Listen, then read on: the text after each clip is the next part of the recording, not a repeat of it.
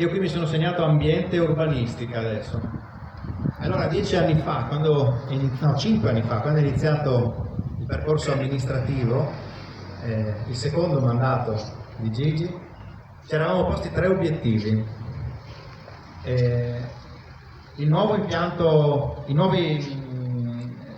sistema fognario.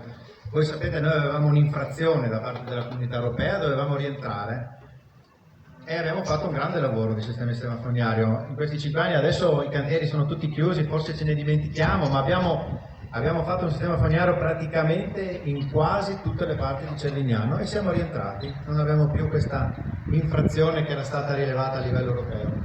Il secondo obiettivo che ci eravamo posti era eliminare i cassonetti dalle strade per le immondizie, passare al sistema porta a porta hybrid.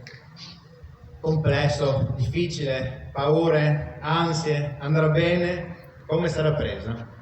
Siamo passati nel giro di pochi mesi da una raccolta differenziata pari a circa il 55% a una raccolta differenziata che sfiora l'80%. Questo significa che non solo che la soluzione era giusta, ma anche che i cittadini l'hanno compresa, l'hanno capita e hanno ritenuto che fosse la soluzione giusta. E che quindi abbiamo preso la strada che bisognava prendere. Il terzo punto, che diventa nodale a questo punto in questo mandato, invece è il recupero del nostro fiume. Il fiume Aosta attraversa la nostra città, non sono tante le città che possono dire di avere un fiume che penetra nel cuore della città stessa e quindi adesso è il momento di renderlo vivibile, di renderlo bello.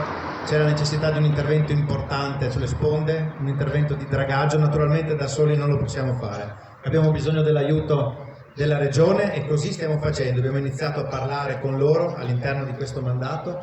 Se non erro, nei prossimi giorni arriveranno, ci sarà un incontro per valutare, per vedere, prendere visione di quella che è la situazione, per riportare il fiume a quella che è la sua origine, quindi un fiume in cui si potranno organizzare eventi, in cui si potrà creare turismo, in cui si potrà passeggiare e anche vivere l'ambiente e la natura nel migliore dei modi.